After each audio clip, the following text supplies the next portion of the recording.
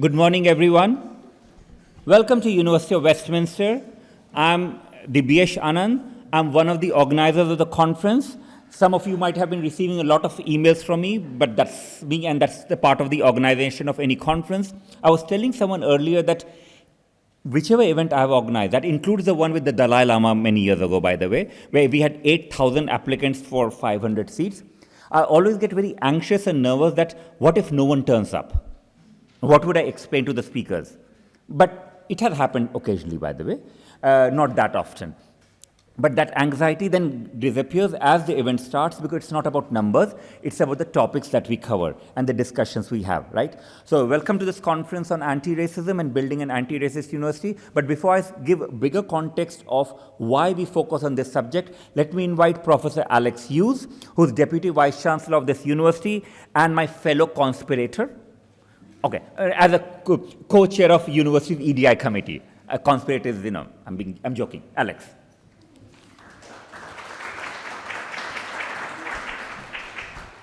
Hello everyone, like Dibyesh, I'm really delighted to welcome you all here today and to see this conference happening.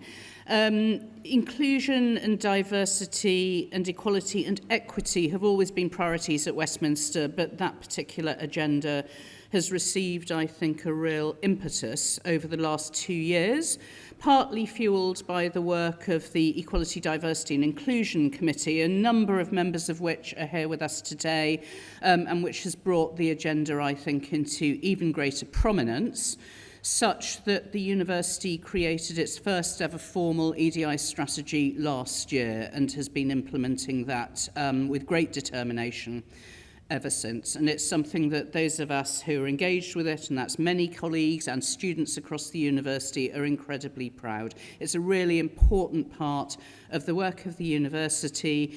It's been reflected recently in the Times Higher Education Impact Rankings, where we've scored very well as a result of our gender equality and social mission work. Some of the top-ranked impact ref case studies that have just emerged, or the scorings of which have just emerged, are also diversity-related. So diversity and inclusion is absolutely at the heart of this university. It's something that we live and breathe. We're very lucky to have some Quintin Hogg Trust funding to support a programme of cultural change called Community and Communities, which is also about building EDI relations across the university. This conference and the Westminster Conversation series, of which it forms part, are part of that QHT-funded events and capacity building programme. So it's absolutely brilliant to see so many people here today. Like Dibyesh, I was thinking, hope everybody turns up, and you have, and that's fantastic. It's a brilliant conference, and I'm going to hand back over to Dibyesh to put the conference in context. And thanks so much for coming. Thank you, Alex. Again, when I said, she's a fellow conspirator, there's a reason behind that. And the reason, the reason is because if you're here, we can safely assume that you are interested in it, you're passionate about it, you have worked on it, or are curious about it. But we do know that for any kind of cultural change, particularly in this case, let's put focus on intersectional kind of anti-racist, in an anti-racist direction, it's not easy. We are dealing with all kinds of resistance. So building an anti-racist university and not a non-racist university implies essentially we are fighting against, struggling against all kinds of prejudices, all kinds of roadblocks, all kinds of gaslighting, all kinds of, barriers, essentially, right? And sometimes, and often what we have, and this is my experience at this university, and some of it might be shared by you, some of it might not be shared by you, and that's fine, is that within our university, which is diverse in any case, so we are diverse, very diverse.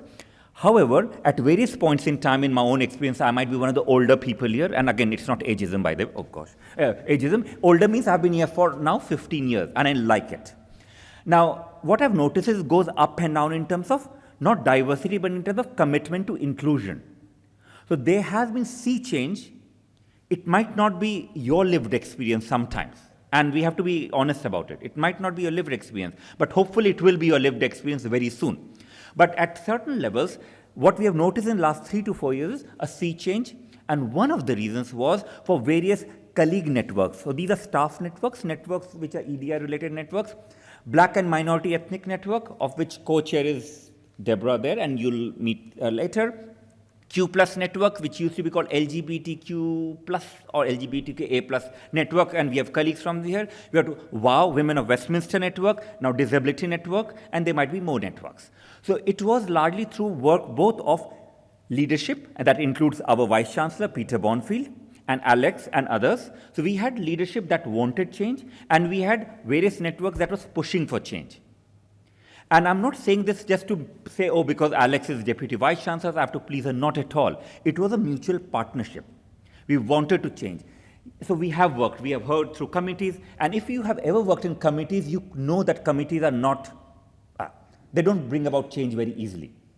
But if you have worked, and some of you are part of EDI committee, which is the one Alex and I are co-chairing, you know that the culture there is different, and we are balancing between governance, transformation, and subversion also. And we are aware that what we do within the university is not enough.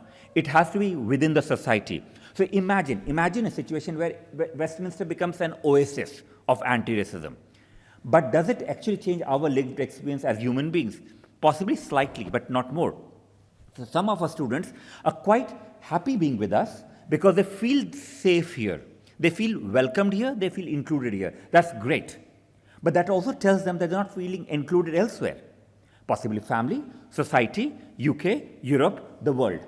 So we do strongly believe that our role is, and this is why the conference, our role is not only to work towards anti-racist university within, but also work with others to, and it says towards an anti-racist university. We're not saying we are anti-racist university. We're not saying there is any anti-racist university. We said we have to work together. So for us, therefore, the change is about process, not a thing. Hopefully we'll succeed. And for us, this conference is an important part of it.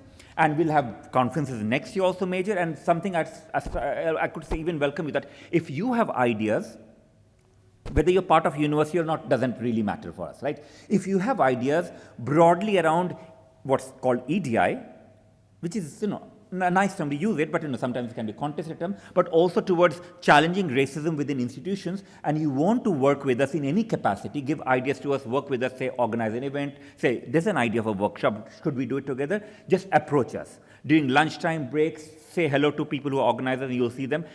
Introduce yourself, tell us what can you do, what can we do together, and we may end up saying, oh, it's not possible right now, but maybe later.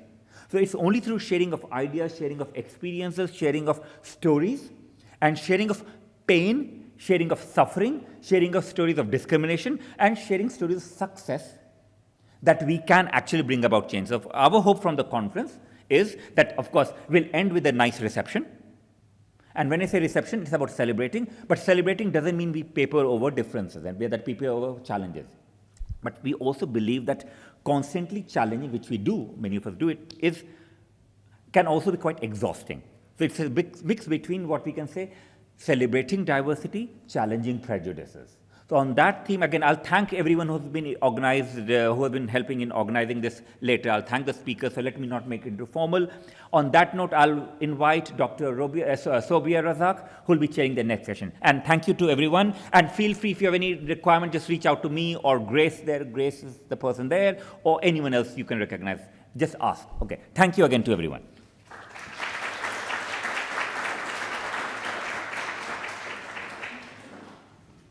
My name is Farhang Muradi.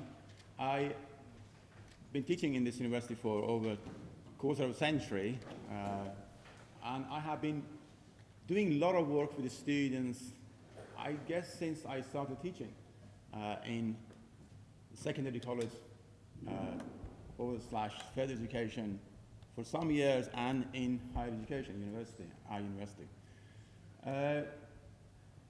My work has been outside of the main curriculum, and I have always saw some fascination how students work outside of the curriculum rather than the curriculum itself.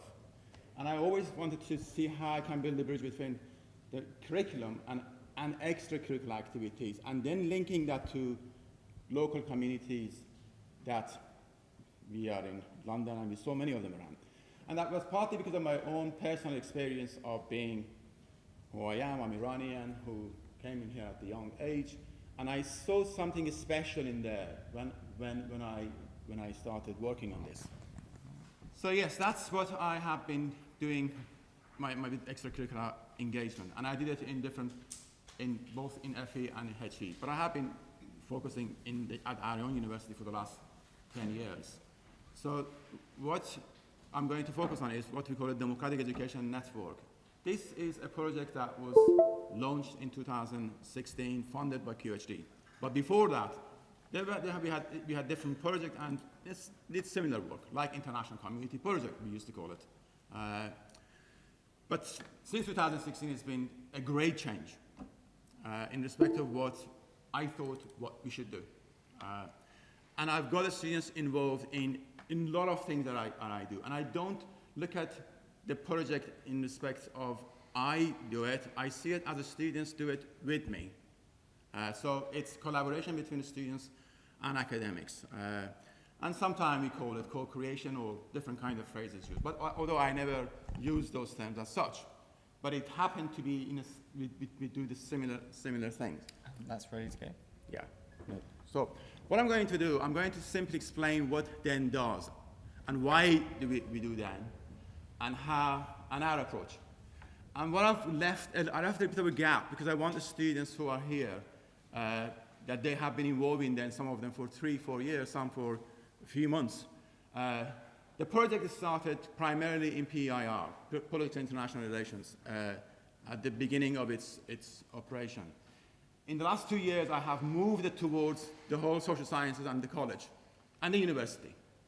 And the last 2 years, it has become so significant in terms of something happened that I wasn't anticipating, and that was COVID. And the COVID had revitalized then in such a way that I couldn't believe that we could bring students and engage and involve during the COVID, all virtually. And DEN has got many projects, and I'll go through it in a minute. The two key things that I was very interested, or I learned from the working online with DEN was publication of magazine and a book. This was unthinkable. I mean, we do publish a lot, but to publish magazine and book online was something that it was interesting, important. I think it ticked all the boxes. During the COVID, we met every week, sometimes twice a week. 20 to 25 students joined us from different parts of the world. I mean, I used to ask them, why don't you attend your class and you attend DEN's meeting? What's so special for you in here? They all said, because it's mine. They saw belonging, and they could touch it and feel it. And we publish magazine is just out now, and the book, it's also, they're both focusing on the COVID. And the students' work, I only wrote introduction a few pages. Most of it is, there is almost 99%. So let me just move on because I know I don't have much time. So then is basically, I mentioned 2015, funded by QHD, extracurricular activities, and delivered dynamics engagement program of practical participation in knowledge exchange activities with local and international communities. Local communities, I'm talking about Iranian communities, Turkish communities, Somalian communities. I approached them. I physically went to these places, and I asked them, I want to work with you, with our students. I actually physically invited them to our university to talk to us about certain things. And we had events with Somalian and Sudanese communities. And then international communities, I worked on the contacts we had. And then I went towards them and I told them, this is what I'm doing. I'm trying to build, say with the Vietnamese, I said, I'm trying to build a bridge between Vietnamese communities in London and the Vietnamese communities in Vietnam to universities. How do you think we can approach this? I asked them questions. I didn't tell them this is what I want to do. So I approached it in that way, and I asked them to help me out. I also took students to Vietnam. I took students to Turkey. I took students to Uzbekistan. It's the places that even my colleagues said, are you crazy to take the students to Uzbekistan? And I was, I think, probably the first person to take students to Uzbekistan. And it was madness to do that kind of thing, but I did it. And it was, I mean, we had some injuries. But that is beside the point. The question was experimenting and taking a risk and see what is going to happen. So And of course, we try to ensure the students have an exceptional and distinctive experience. And that I saw in extracurricular activities. And I wanted them to express themselves and to be creative about what they are doing, and to increase students' employability and shape their own academic life. Although the last point for me wasn't as important as the previous points, because I thought they will reach there anyway once they are involved in there. So why then? Engaging students, diverse students to develop their knowledge and skills. And we all know how diverse our university is.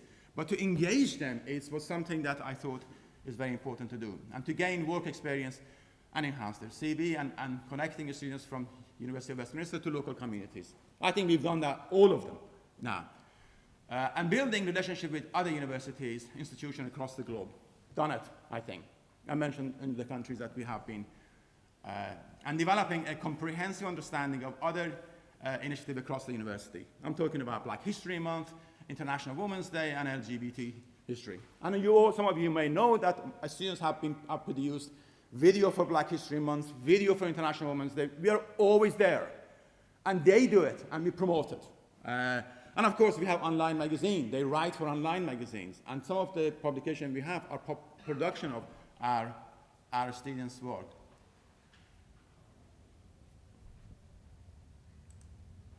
So what our approach is, we are a hub, but we are a hub for critical thinking. We're not, I never tell students what to say or how to say, and they are here. I mean, hopefully we'll ask them questions to see what their thoughts are about this thing. And our projects are students focused. So they are the ones who have to identify what they are interested. I'm there to say, okay, what can we do with what we've got in terms of resources and the support staff. And promoting diversity and inclusion as one of the key elements of the democratic education. The diversity of students in the project is incredible. And I mean, you can see them, and they are also from different cross-section of our society, and embrace students from every corner of the world. And I don't actually to go down, I mean, okay, I tell the students or encourage them to come to meeting. But many of the students, they go and ask each other, why didn't you come to dance meeting? So then promotes events to raise awareness on issues such as gender, discrimination, racism, etc., etc. And we celebrate diversity of our students and organizing International Food Festival. Let me know when my time is. Yeah, please. Okay. And the network encourage interaction, social responsibility, understanding, and respect for each other. Many of my colleagues who have joined our meetings, I'm talking about people like, I mean, Sally Jarvis has joined us. Divish has been many times. And other colleagues, management and other academics joined us. I mean, academics from psychology has joined us, politics, IR, etc., etc. They're all fascinated by, I say very little, because the meeting is shared by students. The students take notes. They share their notes with other colleagues. I'm sitting as an outsider. When it is necessary, I involve. So the key thing I think in here, the respect and understanding.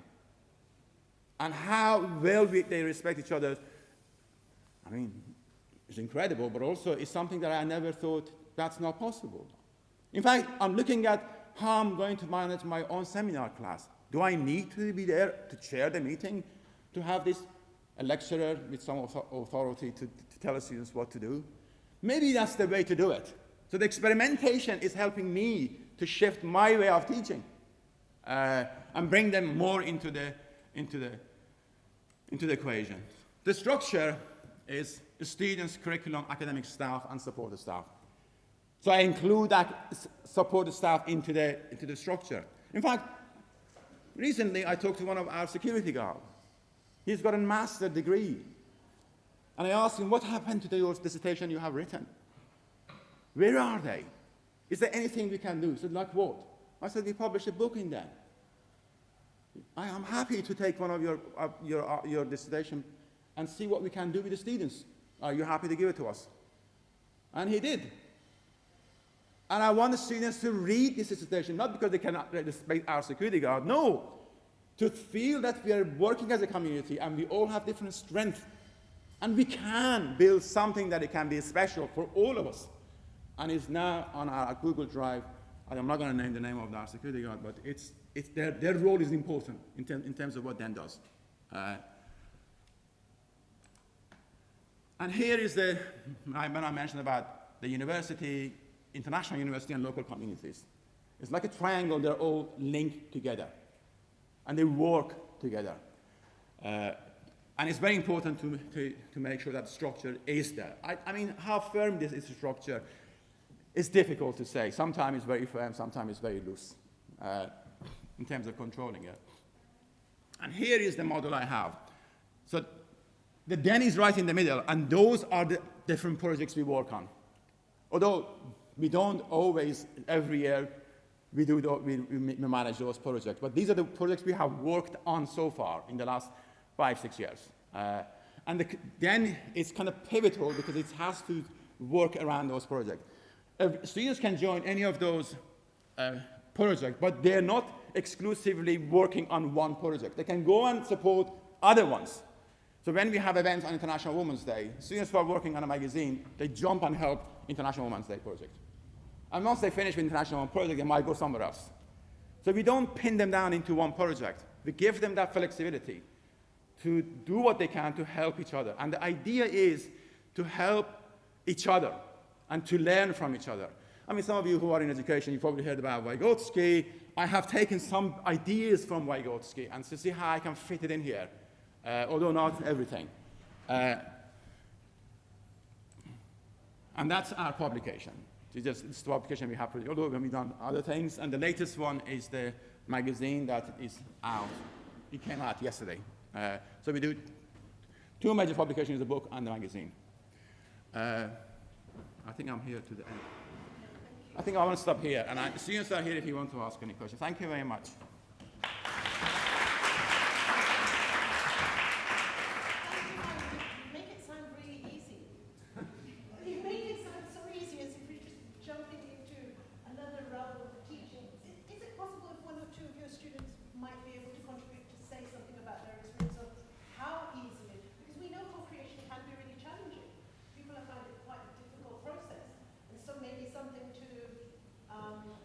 Enlighten us to what made the process easy for you to engage as students in what, some of the activities that we've got here. Does anybody? Oh. Should I go there, or can I speak from here? You can stand up and just say your name. Okay, so hello everyone. My name is Alessandra. I'm a second-year student studying politics in New York, and I joined them last academic year when I was in my first year. So far it was an incredible experience, and answering to the question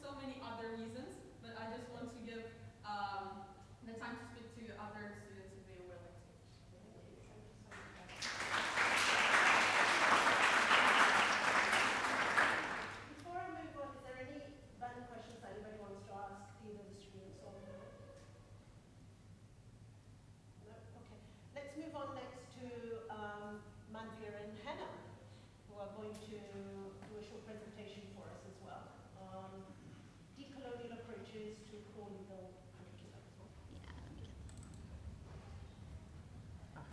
And then, yeah.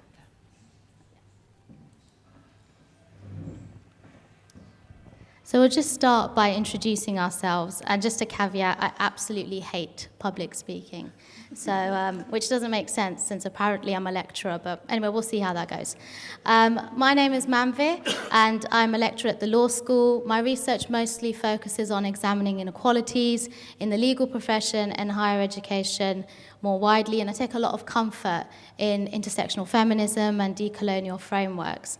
And I have with me probably one of the biggest inspirations since I've been at the university, one of my colleagues and used to be a student, Henna. So do you want to introduce yourself? Yeah. Thank you, Manvir. So my name is Henna Massi. I'll be starting a PhD at the law school in September. My research interests include social justice, socio-legal theory, decolonial thought and inequalities within higher education and the legal profession. And I'm also a founder of an anti-racist platform called Indigo Hub. And also I hate public speaking, so I just thought I'd say that. So please bear with me. So we're going to just go through a short presentation. We'll start by really setting the space, which is something I do in my tutorials, and I think helps me quite a lot. And then we'll do introductions, an overview of the projects, and then reflect on one of the phases of the projects, talking about challenges and opportunities, and how co-creation can be really useful, but at the same time we have to be really careful in how we use it and mindful in how it progresses. And then we'll take any questions if anybody has any. So for most of my tutorials and this project, I usually start by setting the intentions of the space. And I think that's something me and Henna really wanted to do at the beginning of the presentation. And it's really a ground clearing practice to say that we can't guarantee a safe space in these discussions, because some of these discussions are really tough. And I think some of them do bring out trauma and experiences that we'd much rather forget, particularly for me in this project. And so we have a preference of a principled space rather than a safe one. And it mostly comes from the BARC principles, which is the building the anti-racist classroom, which is absolutely great initiative. And if you haven't seen it, please go check it out. So in terms of the student partners and staff partners, so as you know, Manvir was one of the staff partners, as well as Victoria Brooks. And in terms of the student partners, those included Elise Kayani, Gavathiri Manukaran, and Nathan Kimboko, Sena Abbey, and myself. And then just to talk a bit about the phases of the project. So it is a 3-phase project, and it began in 2018. However, due to some challenges that resulted from COVID-19, we were only able to complete phase 1, and we're currently undertaking phase 3. So phase 1 involved a specialist workshop, which was conducted virtually in September 2020. And that feels like quite a long time ago now, and also quite different to sort of where we are now in terms of doing in-person events like this. And Dr. Soraya Javraj and Lisa Shoko from the University of Kent were present throughout, facilitating the workshop. And at the time, Dr. Soraya was the academic lead for the Decolonise the Curriculum project at Kent, which later also developed into a manifesto and branched into a number of sector-leading projects. One of those included the Anti-Racist Legal Pedagogy Resource funded by SLSA, and Lisa Shoko was also a student partner working with her. And now she's founded the Lisa Shoko Racial Equality Consulting, which is a startup delivering anti-racist workshops. And in this workshop, we had around 40 participants, and we're really grateful to all of those who gave their time and expertise and energy and sort of contributed. And the aim of the workshop was for students and staff to brainstorm issues that are present contextually for Westminster. And through doing so, the session sort of identified some challenges that we experienced both as a community, sort of challenging the university on issues of race, racialization, and more individually as well. But of course, some of these reflections aren't new. They've been sort of well recorded within wider literature, but they do offer useful ways for us to consider sort of how these co-creations can be utilised and used as anti-racist tools if done purposefully. So phase 2 was meant to be focus groups to explore key themes and questions from phase 1, but unfortunately, as I said, due to COVID, that was unable to go ahead. But we're currently undertaking phase 3, which is writing up our recommendation report, so using discussions from phase 1 and recommending some key changes. Thank you very much, Hannah. So we're going to start talking about our reflections, and we'll start with challenges of the entire project, things that we both felt, and we want to do a bit of a caveat. These reflections are quite fluid and they change over time.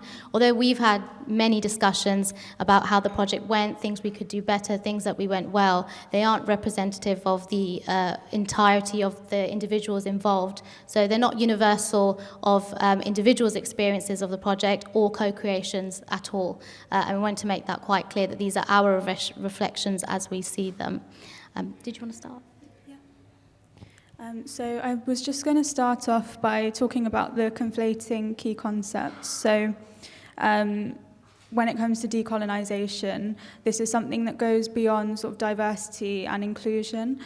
So it should sort of look to provoking a change in our thinking about the world, and should be a process in which we sort of rethink, reframe and reconstruct the curricula, and research that's also sort of preserving the Eurocentric colonial lens and sort of positively change any deep-rooted exclusionary sort of norms and cultures within institutions.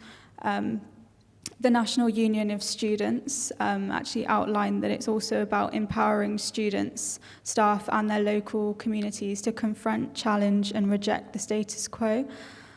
So that they can reimagine how things can be done differently and create alternatives that would benefit us all.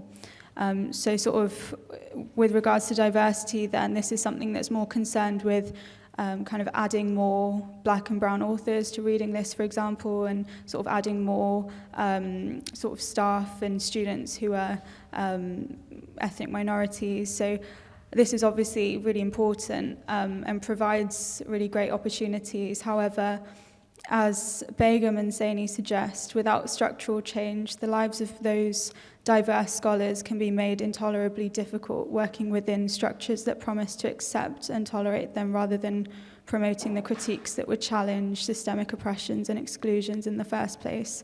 And Tuck and Yang also highlight that decolonisation cannot be a metaphor for diversity initiatives that leave colonial structures intact, and so diversity cannot really bring equality and fairness into higher education without decolonisation.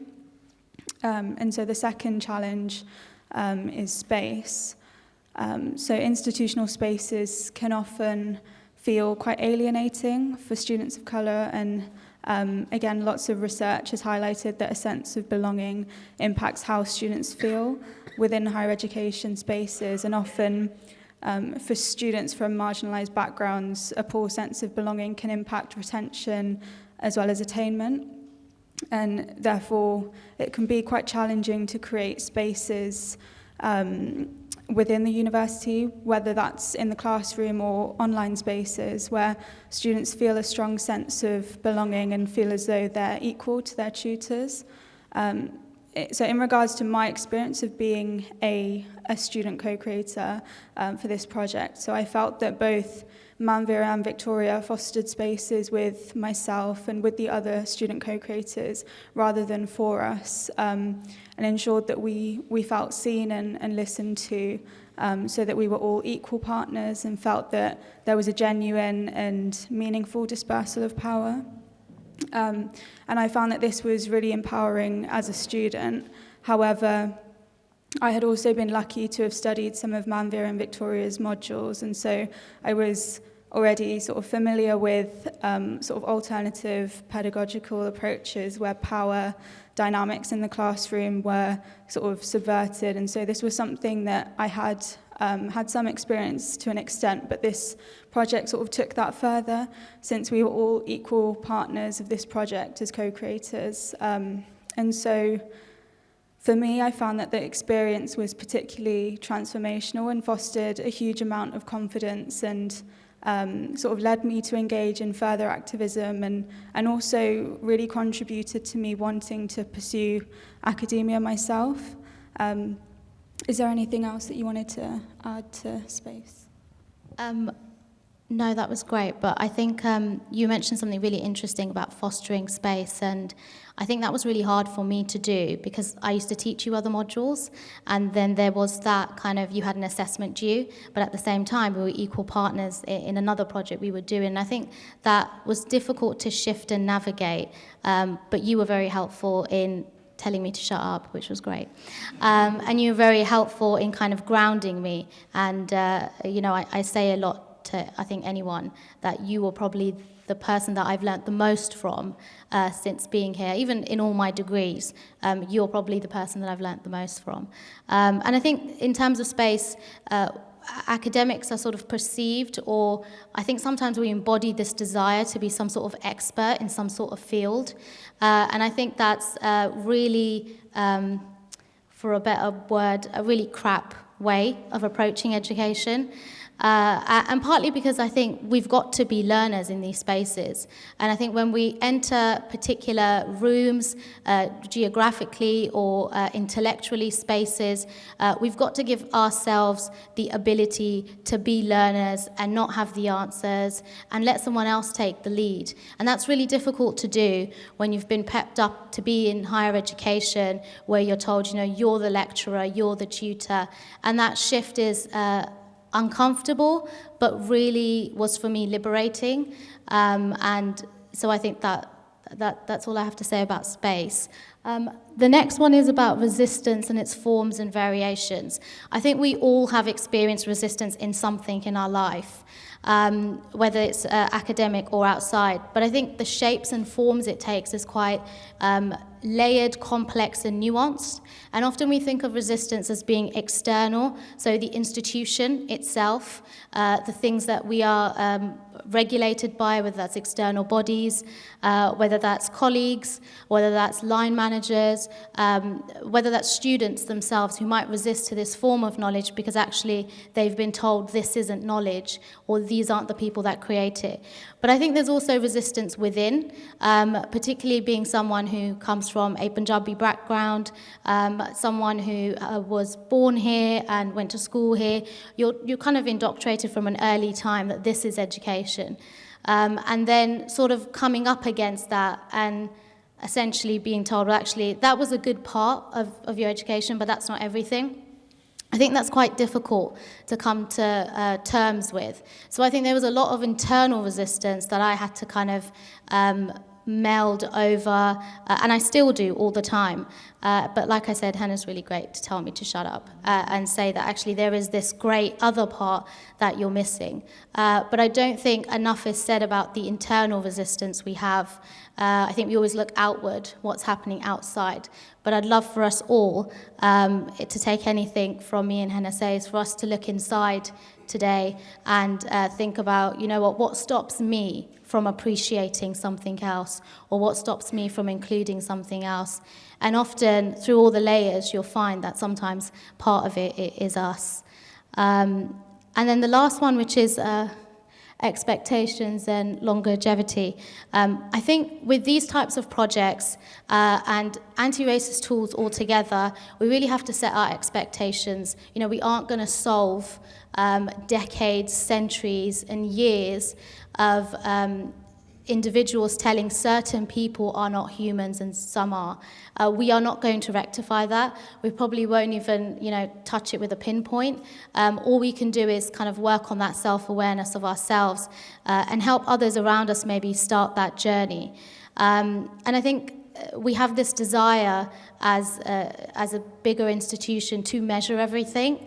And I think that is not possible with these types of projects. You cannot deliver this type of project. And that's why I think it's taken me and Henna some time to come to phase 3, which is recommendation report. It's really hard for us to measure how far we have gone. We don't want to look at KPIs or indicators or metrics, because I think they are themselves colonial tools used to distract from the work that we've been doing internally, externally, but also fostering the kind of spaces that we want to see in a institution that is inherently colonial. And I think that's really tough to do.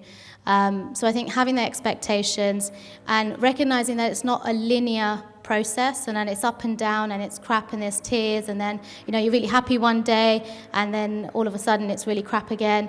And I think that is a very emotional, discomfortable, uncomfortable journey that we have to kind of prepare ourselves for, that I don't think many of us do, or at least I don't. Great. And the next is the opportunities we think that these types of projects will create. I think one is growth and reflection. We've spoken a bit about that. I think since starting this project, I've grown massively in how I view my role here at the university, but more so outside of the university as well. This is in itself a world, but there is a world outside of this, and it's about taking that impact and what we've learnt in there. And I think it's also important for us to kind of position ourselves and think, who are we, before we think about where we want to go. I think we spend a lot of time thinking about where we want to be. We want to, decolonize, delete as appropriate, X, Y, Z, but actually we're not thinking about what's our starting position, where are we from, what does our background, what does our ancestry mean to the work that we do, and how does it carry on, and how can we really work through some of the trauma that I think quite a lot of us are carrying. And then lastly, to build relationships, really long-lasting, sustainable relationships is a really important opportunity of these projects. Of all the colleagues, student or staff that I've engaged with, I have such good relationships with Victoria, all of the student colleagues as well. I mean, I'm so lucky that Henna has decided to do her PhD here, absolutely thrilled. And I think because of her, I've changed my practice a lot in the way I do things. But at the same time, I've been opened up to some of the great people on this panel. I've had a lovely, building relationship with Jennifer, with Kate, and that wouldn't have been possible if I had not been put in this space. It wouldn't have been possible for me to develop in that way. Do you want to take the last? Another opportunity is co-production and social justice. So knowledge co-production with academics, I find, offers the potential for transformational and collaborative student-staff partnerships involving opportunities for collective social justice and institutional and structural change. It also means that you're kind of working across different hierarchies in a sense, and what Watson highlights that our liberation is bound up in the liberation of others, and so we must work collectively and across different hierarchies to create impactful and lasting change.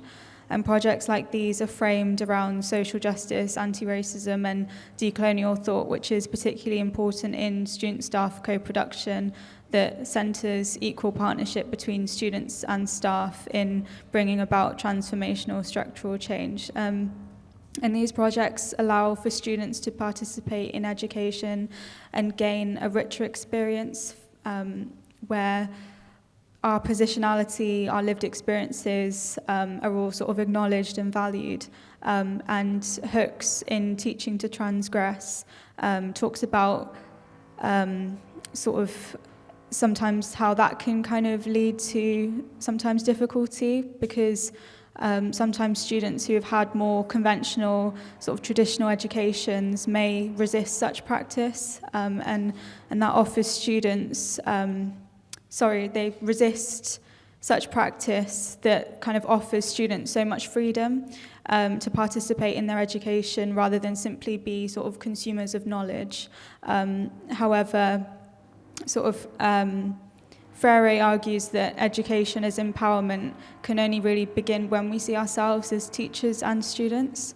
And as we all know, sort of by now, anti-racism is a lifelong process and not one singular event. And so projects like these offer a lot of space to empower students and teachers by building a community of learners and allies and marginalised people within the academic space, together with an equal commitment towards reimagining education and critically engages, interrogates, and challenges sort of the status quo. So the next opportunity is meaningful, sort of empowering learning experiences.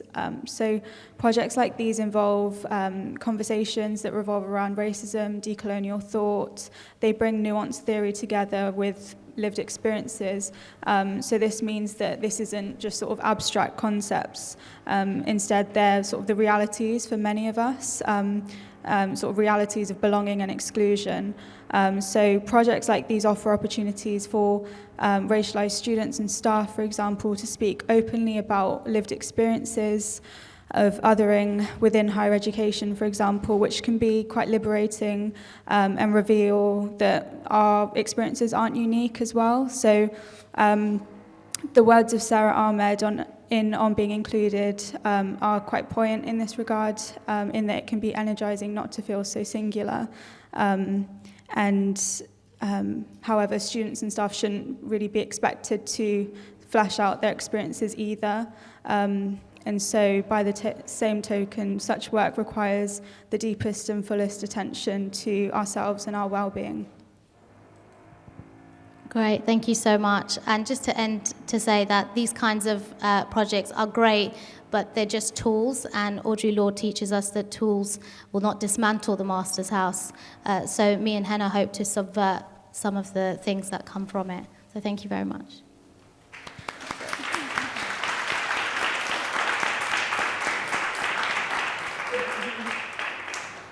Thank you so much, Manjira and Hannah. We're competing with outside noise. Now that shouldn't really stop us, should it? So we're going to carry on through. And I just want to say you were great at the public speaking. Fantastic. And we've got our next speakers now who are going to talk about pedagogies for social justice. And we've got Cheyenne and Kate. Yeah. And I'm going to let you introduce yourself and go ahead. Yeah. Perfect. Hello, folks. Thank you so much for giving us space to share the work that we've done together. Over the past 2 years, it's been a massive privilege to do anti-racist work in partnership with Cheyenne Holborough. We've done that work in a number of different environments. We've done it under the auspices of the School of Humanities, where I'm the EDI lead and where Cheyenne is our EDI student champion. And we've done it under the auspices of Pedagogies for Social Justice. Pedagogies for Social Justice is a student-staff partnership project which was established in 2019, which is committed to critically thinking about and dismantling contemporary forms of coloniality in curricula, in relationships, and in research. In that space of partnership, we centre minoritized voices and knowledges. We build relationships of care and sustenance. We are in conversation with each other, and we learn and unlearn as a continual and circular process. It is a powerful and transformative space, as some people here today know. What Cheyenne and I thought that we'd offer today are some kind of personal reflections around what it's like to do partnership work in those different spaces. And in particular, we're going to offer some thoughts about what it means to challenge the hierarchies that are so often, and we think so dangerously, present in our university spaces. So I'm going to hand over to Cheyenne now. Hi everyone, my name is Cheyenne Holborough and I'm a final year student at the University of Westminster studying creative writing and English literature. My journey at the university has had some difficulties which have led me to take on various roles. In October of 2020, I signed up to be an equality, diversity and inclusion representative for my course, and I decided to sign up because I have experienced racism and discrimination in educational settings in the past. And within my first year at this university, and I do continue to experience such situations. So I thought that by becoming an EDI rep, I could enact change that would help future students not experience the same racism or discrimination that I've gone through throughout my life in academia.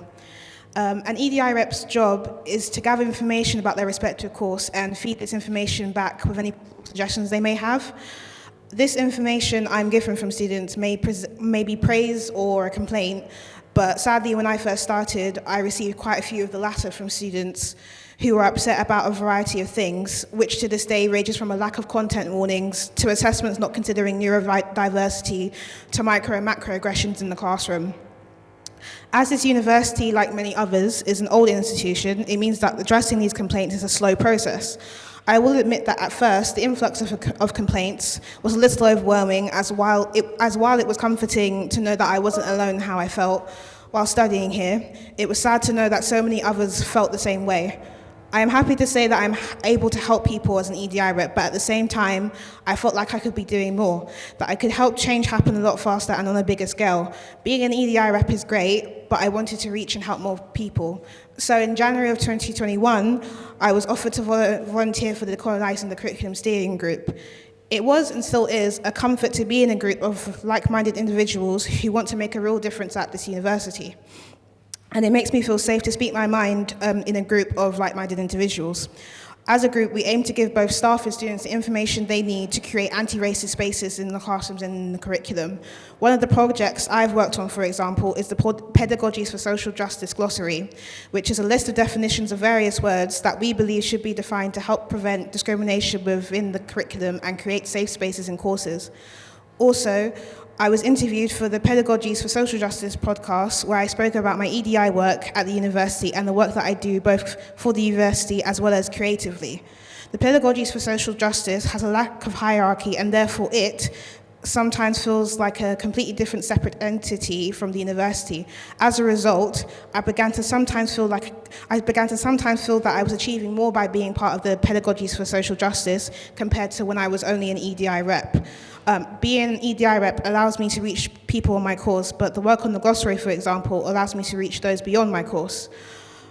Later that year, in November of 2021, I applied for and was selected for a job at the university for the role of EDI Student Champion in the School of Humanities, where I work alongside Kate Graham and Lucy Bond. The role involves collaborating directly with academic colleagues as well as fellow students to develop student-led EDI projects. Given all I have experienced, the main idea I brought to the table was a mandatory workshop, which we have named the Standing in Solidarity Workshop for both students and staff members. I have found it hard to stand up for myself in the classroom when it comes to issues of race, and I often wish that someone else would help stand up for me on my behalf. However, more often than not, I am either too triggered to speak up, shut down by teachers when I do speak up, or whoever does try to stand up for me is not equipped enough to do so. Therefore, the purpose of the Standing in Solidarity Workshop is to educate staff and students on sensitive topics around race, LGBTQ, neurodiverse, and disability issues. This would allow those from minority groups within the university to not have to stand up for themselves when triggering topics have come up, as I and others have so often found themselves doing in classes. Solving EDI issues often falls to those who are the minority in the university, which is unfair to us. Therefore, the Standing in Solidarity Workshop would help reduce the burden placed on minority groups at the university. Another idea I had was to create focus groups that would allow students to speak with like-minded peers about the issues they face at the university. I hope that these groups would allow students who participate to feel less alone in their issues.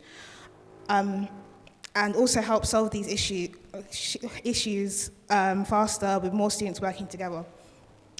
This idea will be worked on in collaboration with the Pedagogies for Social Justice to help create a safe space in classrooms and to help get the word out a lot quicker. My experience studying at the university has given me a few ideas about the things the university can improve on. I believe that the university's report and support service is flawed, as from my own experience, it takes far too long to resolve issues through this system, and because it took so long for my issue to be solved, it meant the whole process was more traumatic for me than it had to be. Therefore, this system needs to either be improved or overhauled, and students should be involved in its improvement, as we are the ones who will be using it when we need to. Additionally, during this process, I was not kept properly updated, and even now, I still don't know the outcome of the issue I raised through report and support, as due to university policy, I'm not allowed to know, and many times throughout the process, I was kept in the dark. I believe being unable to know the outcome of an issue raised through report and support can cause further harm, as a student may wonder if the outcome was justified or not. Furthermore, I believe the Student Code of Conduct needs to be rewritten, as it does not go into detail about what the university defines as, and I quote, offensive behaviour or language, and it doesn't properly define what it means by, and again I quote, sexual, racial, or other kind of harassment. Finally, the university needs to find a way to responsibly manage situations where lecturers or teachers have used discriminatory and offensive language in the classroom, as in my experience, as well as what I've heard from other people, staff members are not properly held accountable and continue to teach in ways that will offend some students. Thank you for listening. If you have any questions, we'll take them now.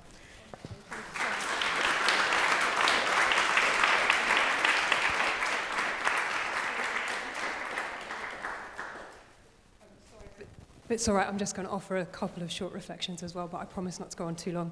I think it's clear from the really thoughtful reflections that Cheyenne has just offered that there's a really clear tension between doing partnership work within the space of Pedagogies for Social Justice, which is a space of listening, of sharing and storytelling, and what it means to do partnership work within structures like the School of Humanities and other schools, we are not unique in this, and within the broader structures of the university, how students are able to speak and the ways in which we take care of what they say to us and them is fundamentally different in those different kinds of spaces, and I think that that's something that kind of needs addressing.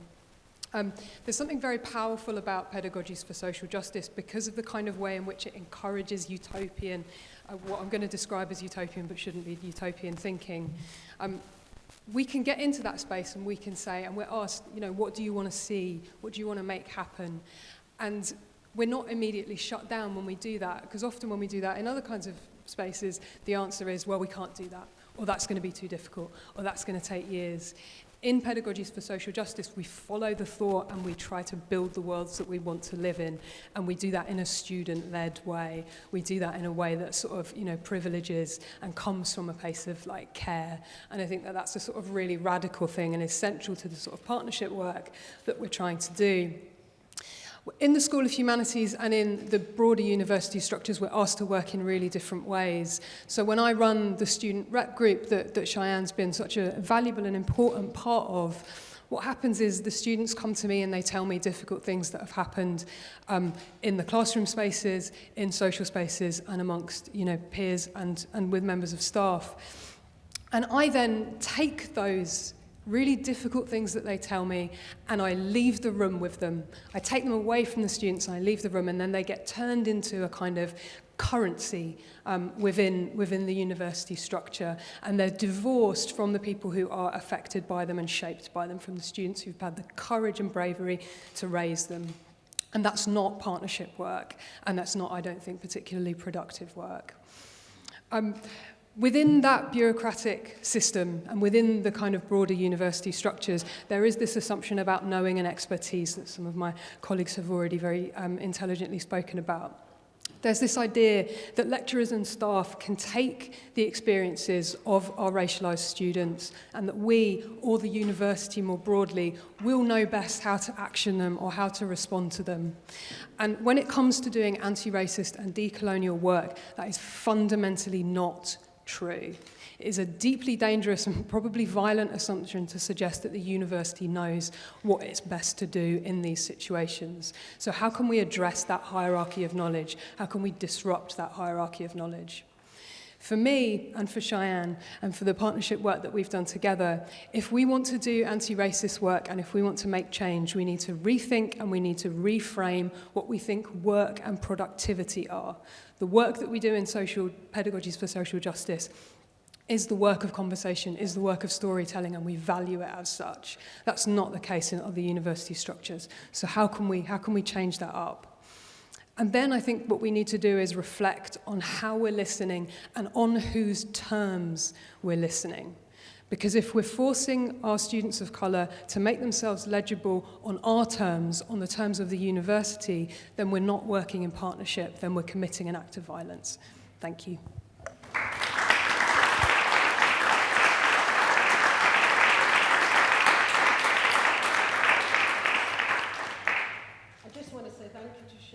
Being so brave and sharing, what must have been a very difficult period, and still is, but, suffice to say, I think we're all in the room to say that we are going to be very supportive in the way in which we feel that our privileges, whatever privileges we have, that we're going to try and make that change in whatever small way that we can, small and big way, because it is unacceptable, and we just, we want to make it clear that, none of what you have experienced is acceptable, but we need that honesty. And I think that honesty is so hard. As we know, it's been so hard for you to speak up about this, but I just wanted to say that we're really humbled that you were able to share those experiences with us. I'll take one or two questions quickly now before we move on to our last presentation. If anybody has anything to say, yeah, go on. My quick question is, exactly everything that's been said there, I think rests on what you were saying here in terms of this, working with this internal resistance. And the comment that you made, Sylvia, about, we're all going to make a difference, applies perhaps to the people that are in this room now. The university is bigger than us. How do we start this work of internal resistance? What makes us what drives us to do that? How do we do it? And it might be even bigger, bigger thing than you can address now. But what is, say, one thing that we can do to start that process where we internally reflect on our practice, on our sense of being, on how we relate to other people? Maybe that's for you. Yeah. Thank you very much. That is a very big question. I can tell you the experiences that I had that made me want to do it. And there were stories of my granddad and the experience he had in India during the colonial rule. And hearing his stories and just hearing experiences of white people made me feel like that doesn't sound right. Who has made the decision certain people are deserving of humanity and others aren't? And that was a personal kind of shift for me, where I thought, why the hell haven't I done this in my law degree? Why haven't I done this in my master's? Why haven't I done this in my PhD? And that was a really pivotal move for me personally, where I genuinely thought something's not right with the world, and I want to find out what it is. But I also want to find out what role I have played and continue to play on a daily, hourly basis to kind of sustain that really horrific narrative. And it's got to come from, I wouldn't say it's a moral or ethical obligation, but it's got to come from somewhere in your heart. It's got to come from a place of love for people generally. And I think we often say bring our whole selves to work, which I always find a bit strange, because if I brought my whole self to work, I'm not entirely sure you'd want me here. I might be in my pajamas. But I just think that there has to be an internal urge for you to question who the hell made that decision, and be very angry at it, because you only do things when you're angry. Let's be honest. We only do things when we're pushed. I only go to the gym when my jeans don't fit. So, you really, really have to think, who has made these decisions? And that's not, I think, something I can tell people to do. You either got the will, you either got the power, you've either got the shift, the energy, or you don't. And that's not to say you're not going to have it. You might have it in the future. A spark might come from somewhere. But by putting yourself in these spaces, hearing these amazing, personal, intimate stories, who knows, you might just get that spark. And that spark is enough, I think, to keep the fire alive that I think everybody in this room has. So I don't think the people in this room have the problem. But I think I think we have to recognize these courses, these cores, these option modules. This research is situated in a social and cultural realm that we cannot ignore. And the stuff that we discuss in this room is happening outside, whether we choose to acknowledge it. I don't know. So I haven't answered your question. I'm terribly sorry. But I don't know if anybody else wants to say anything. Yeah. So Lorna's going to talk to us about understanding genetics to counter racial discrimination.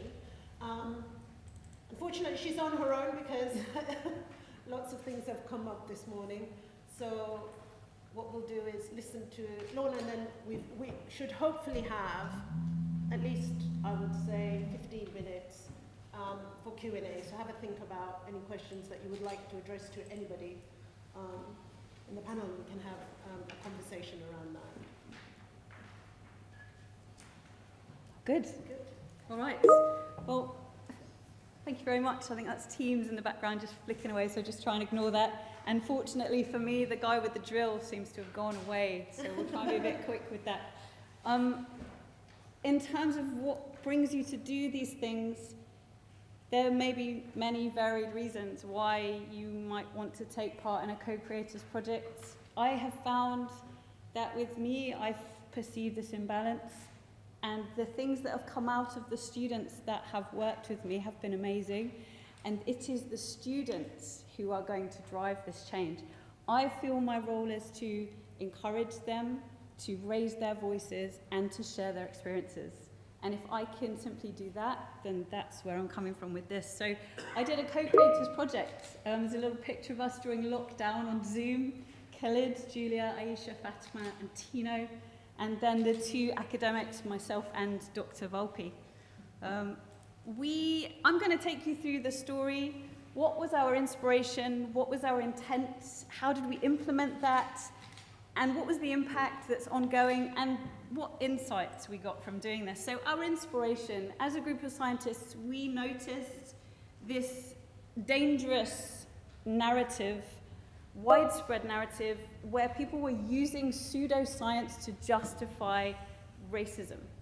And they were creating these barriers and saying, there is a genetic underpinning for the separations between us. We know as academics, and Manuel and I, the genetic backgrounds of that. We understand the genetics. We understand why this is not correct. But this has been something that's been picked up by people who want to sideways the truth slightly, pretend that it's scientific, and it's dangerous. Our inspiration came from the heart of our university, looking around at all our colleagues, looking around at our students, understanding that this wasn't right and trying to do something about it. We also took inspiration from this amazing book, How to Argue with a Racist. If you've got a spare 3 hours, you might flick through that because that's a good eye-opener. What was our intent? Our intent was to create a workshop for our students, our level 5 students, to give them the tools to argue, to take their biomedical science knowledge and put that in context and say to them, you can raise your voice. And when someone says this or that to you with a genetics underpinning or a science underpinning, you can bring right back at them and you can say, this is wrong because. Give it some numbers, give it some data, give it some published literature, so they don't feel frightened to stand up and argue against people using this pseudoscience. So we also wanted them to have a personal experience. I'm sorry about Teams. We wanted to draw them into an experience. We wanted this to be experiential. We wanted to give them activities that they could undertake to explore their own perceptions and challenge one another. We didn't want, in our discipline, it's doing what I'm doing now, standing up in front of people, blah, blah, blah, blah, blah. And we say to the students, learn this, repeat this, tell me that, learn this fact. And it's very much like that. We wanted something different. We wanted them to bring their experiences, and we wanted to guide them through the conceptual reasoning and the underpinning so they could put their biomedical science knowledge into the context of history, into the context of society. I'm not a social scientist. We weren't so good at that. We had to struggle our way through those things. But we wanted to encourage them and give them new knowledge and new skills in order to fight this fight. How did we do it? We first of all made a commitment to one another. We turned up every week during lockdown. We had discussions, we talked, we shared our experiences and ideas. We described personal circumstances. So, like the people on the panel here, we shared personal experiences and were brave and opened up. We disagreed. We had a few fights. We read some more. We tried to explain. We built something, and we critiqued it, and we delivered it eventually. So we agreed a structure. I'm going to come around here so you can see my own slides. We agreed a structure initially, and we thought about this. So the students, so Manuel and I as academics, we were very much, we've got to get the genetics in here, we've got to get the genetics in here, we've got to get the genetics in here. The students were saying, yeah, okay, that's fine, we understand your agenda, but we need to speak our lived truth. We need to tell you about assumptions. We need to tell you about how we are experiencing the education you're giving us. So we needed a sphere on that, we decided. Then our students said, we need to talk about our ancestors actually. We want to talk about where we come from. We want to have that acknowledged. We want to talk about tribalism. We want to be who we are.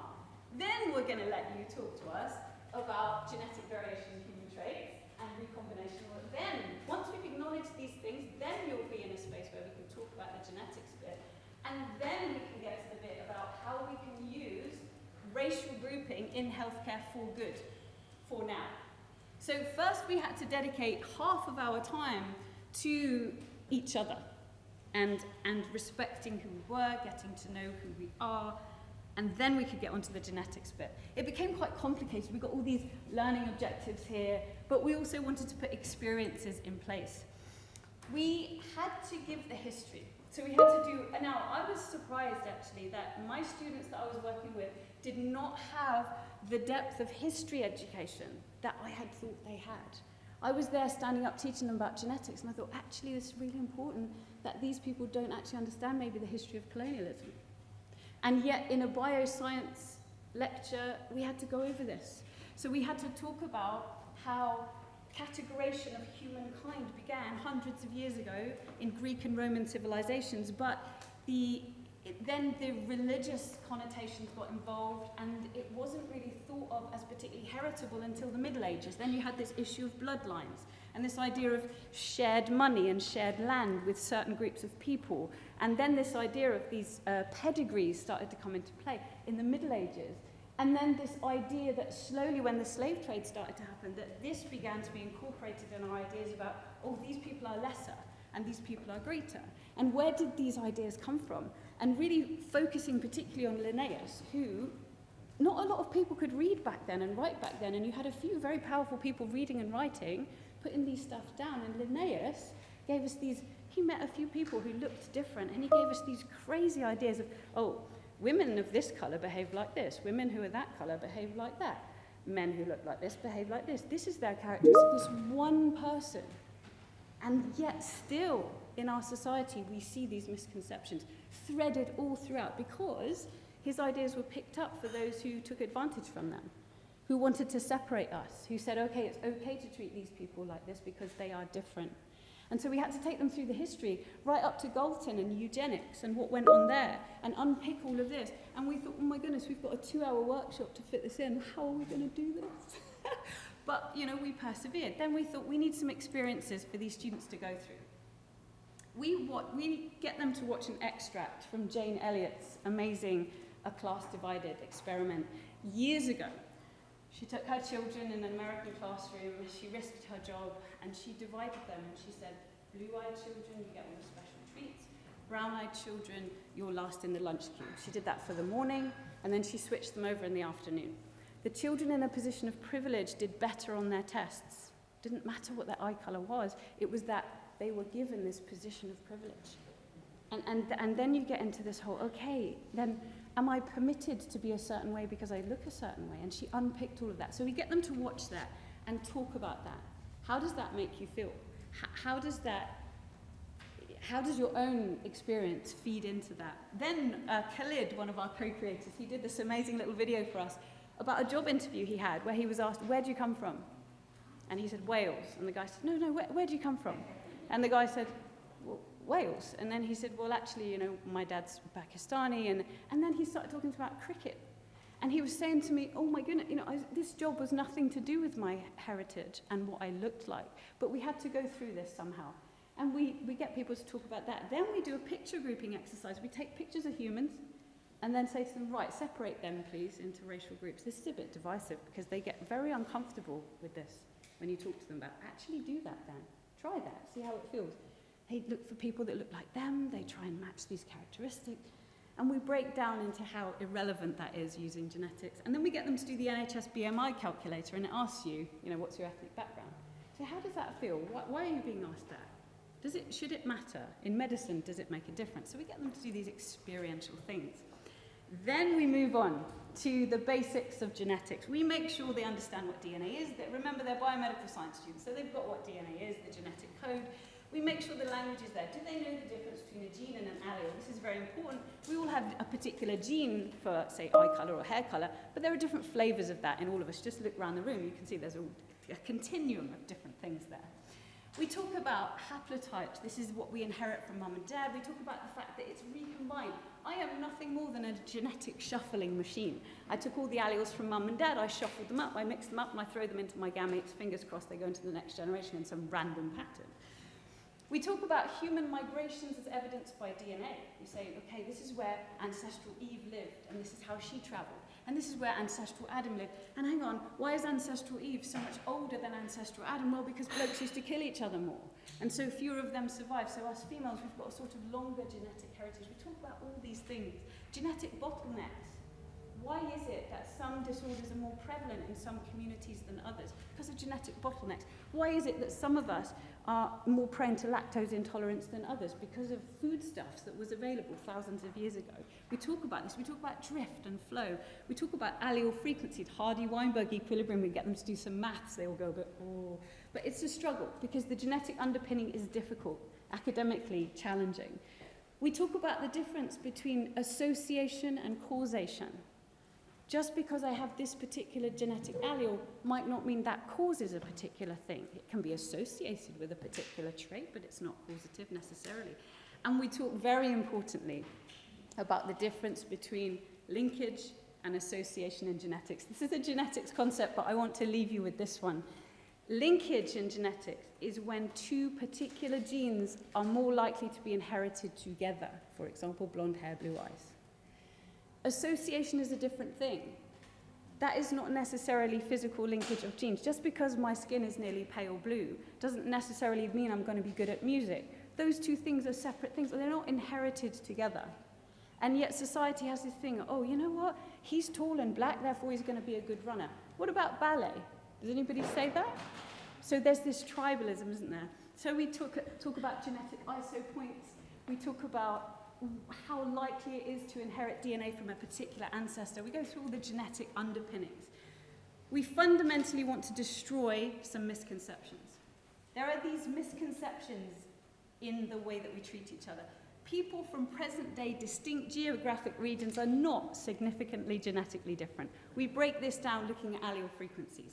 There are no black alleles and white alleles. There isn't a gene I can look at you and say, you're black and you're white. That doesn't happen. We are a genetic continuum. If you look around the room, how ridiculous is it that we pick skin colour instead of the size of someone's kidneys in order to categorise them? We don't see so much just because we see this outside shell. What about all the other things that are going on inside? Genetically predisposed attributes, so you might be good at sport or music or whatever it might be, they are not genetically linked to the colour of your skin or the colour of your eyes, and we go through that. However, self-reported race can be used for good in healthcare. We do the heel prick test on the babies and we ask, what is your heritage? Why? Because some people are more likely to have sickle cell, some people are more likely to have cystic fibrosis, some people are more likely to have thalassemia. So we ask that because of population frequency and proportion and likelihood. It's only for now though, because in the near future, we may have whole genome sequencing for everyone. in which case that goes away. Your self-reported ethnicity and background goes away then because you have this genetic panel. That may be the near future. But for now, there are things to do with kidney function that's actually very important because it can make a difference. Your heritage, the panel of genes that you have inherited, they make your body what it is. And so acknowledging that is important, but not categorizing it, not stigmatizing it. And we look at the pie chart here, we've got sports performance right here in the middle, and genetics plays a tiny role in there. And look, there's all the other things, social and environment, the opportunities that are given to children. You know, we say, above all, don't be born poor in terms of your opportunities. Training and characteristics of practice, all those things, not your genetics, makes a difference. What about the impact then? Well, we ran the workshop recently with bioscience undergraduates. They loved it. They reported it went well. We did not test them. We may have to come back to them in a year's time and say to them, did you use any of what you learned? Did you feel empowered? Did you feel encouraged? We were very grateful to the students for their participation. It was grueling. We need to chop it down. 2 hours was not enough, so we need to chop it down. The delivery process taught us a lot. Doing is difficult. The conceptualization of what we were going to do is fine, but actually putting it into practice and getting the students to participate and giving them what they need, that's difficult. We had to focus. We needed to get the genetics in there. There's a lot in the literature on the psychosocial that I can't speak into. We could speak into the genetics. So in those workshops, it was very easy perhaps to get a bit derailed, and we needed to say, okay, we're giving you the genetics here. Building the students' confidence to speak out is one of the biggest things that we can do. Encouraging their self-belief, recognizing and respecting tribalism, looking around the room going, these are my people, those are my people. This is feelings that we have. Encouraging their courage.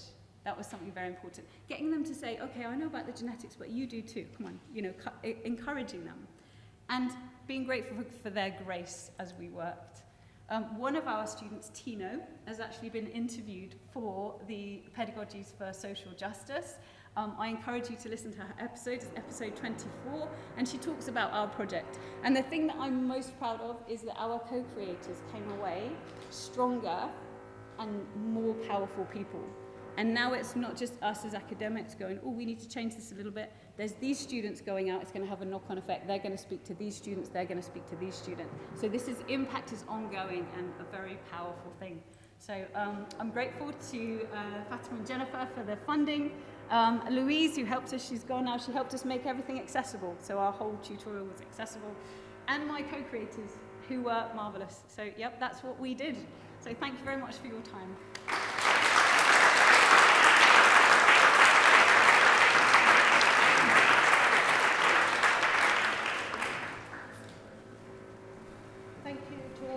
Presenters, and I think we can safely say that was a very comprehensive tour of so many different ways in which we can approach co-creation.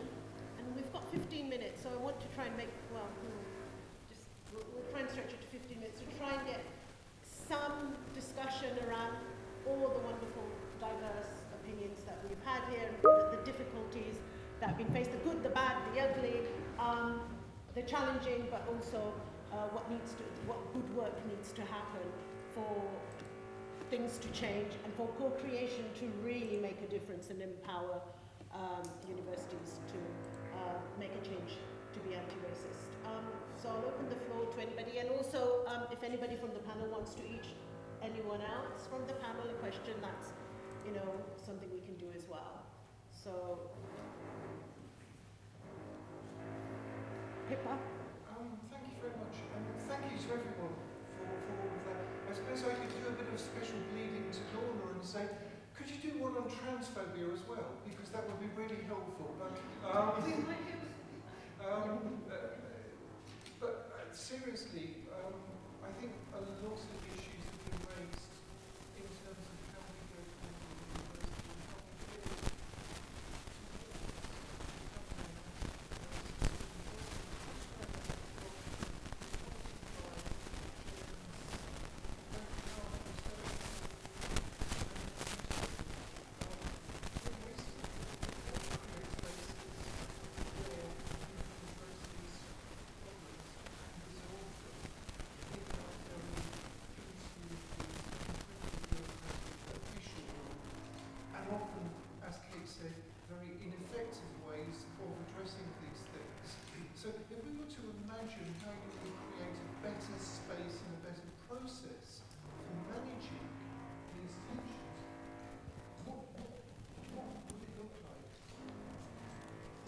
This on? Okay. I think for me personally, I would say always having like students and staff in the same room. I think the main problem is the idea of having students talk to like one staff member, and then that staff member goes to talk to that group. Because I feel like things get lost in translation in the process. So I think it would make more sense to just have everyone in the same room, and everyone sat in the same space, and not someone sat in the front and everybody's listening. Just everyone sat like in a circle or something, and you all say what you need to say. So there's no hierarchical issues there. Maybe, I don't know if that answered your question. Yeah, no, that's fine. Does anybody else want to comment on the question at all? Because I think hierarchical structures and what student co-creation is trying to do is break down those barriers. And so the very notion of working together should try and help us to become less hierarchical, so we're not so driven by processes as much as we are by relationships, maybe. Any other questions here? Go ahead. Thank you all. That was really inspiring, to take something and to consider how you can move forward with this as well. One thing I sort of noticed though as well is that, you all sort of, you're sharing your experiences within your disciplines. For me as well, the idea of co-creation is including, across the board, like different disciplines, but also, breaking down that bureaucracy and bringing in that kind of administration, breaking down that administration within that whole process. Is there a way that you can do this, that you can all come together and work to make it purely co-creative, everyone as partnerships as well, so across the board, everyone sort of together. Does anybody want to take that? I guess people have been working cross-disciplinary. I think it's a really lovely idea, Amy. I think, but very difficult, and it takes great courage and great discipline. What you were saying earlier about bringing your whole self to work, I think it's really important for us to recognise where we have authority and expertise, and then where we need to keep our mouth shut. And in a big group of different disciplines and things, there'll be lots of people jostling for position and power. It's university, right? So everybody wants their slice of the pie. And it's hard enough working just within our disciplines, with our students, to negotiate these relationships. And with our co-creators project, with my one, it actually took several weeks before we felt like there was that level playing field. Because the students naturally deferred to us. When should we hold our meetings? What should we do? And Emmanuel and I had to just sit back and be quiet and just let them struggle through. Actually, you're going to take the reins with this a bit. So I would love to do that, but there will be some arguments.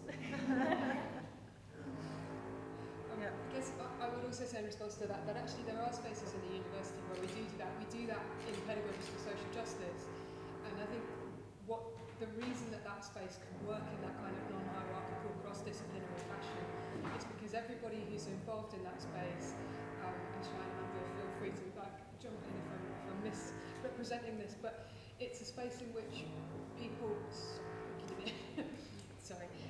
it's a space in which people leave hierarchy at the door, walk in understanding that we're here to reflect on what privileges we hold. It's a space where we actively centre kind of marginalised voices, where we actively centre student voices.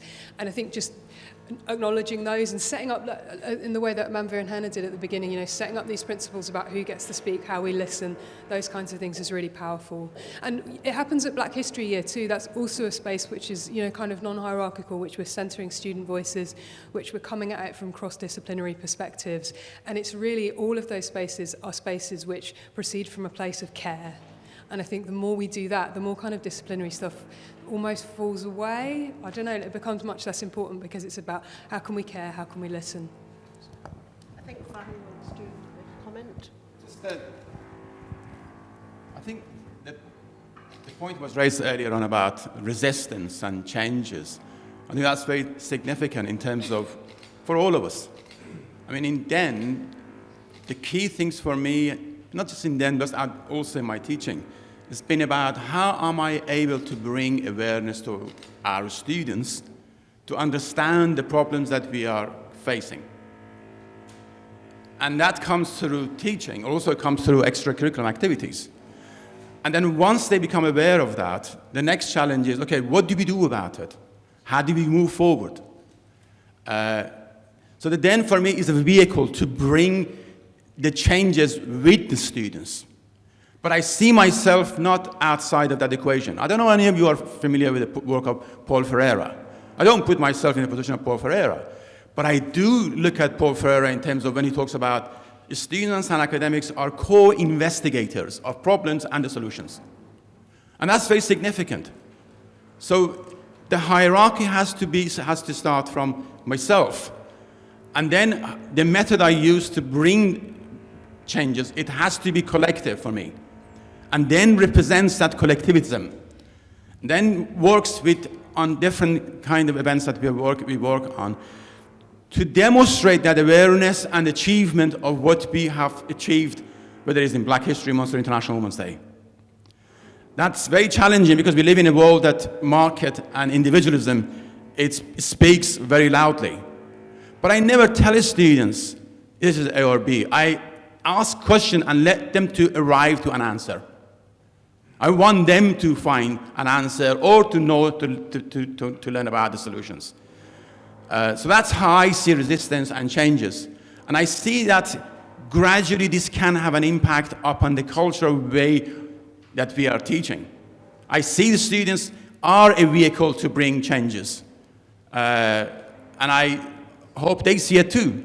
But I also see this in a collective way within the university, that no academics or support workers are enemies. We are all working together. But it's a difficult one, but it's a workable proposition because I know we have achieved so much. Not in terms of what we have done in terms of the public and all this. I mean, we have a conference tomorrow, the students' conference here. And the students are going to talk about these things. And it's a pleasure to hear of this the awareness and the achievement and what else we can do in the future. That's how I see it, what is happening in the discussion. Thank you. We've got 2 questions. Right, so thank you all for your contributions. I really found it interesting and helpful. Particularly the student co-creation. I teach biomedical science, so I'll be emailing you to sort of talk to you about your project because I think it's really interesting and how we can take it forward. I mean, during the pandemic, that's one of the things I noticed, and I wrote a lot about it, was the fact that how doctors and medical professionals didn't really understand race and racism and what it really is. And similarly, those on the social science side didn't really understand genetics and how it determines who we are and what we are. So this kind of education and sort of public engagement about this kind of thing is really, really important. That's all I really wanted to say. I think it's a really good thing to be doing, to educate people about how genes really affect us and not affect us. And it has to, as I said, go to the social scientists, because they talk about race a lot, but they don't really talk about genes and genetics. And similarly, doctors, they sort of assume that race is actually a scientific categorization. Despite their training, they seem to, there's a disconnect there, and they'll talk about it when they shouldn't. So it's really good that people like you are really sort of like, sort of doing this kind of work. I think it's really important. Thank you. There's somebody behind you. Oh, sorry. Don't want to ask.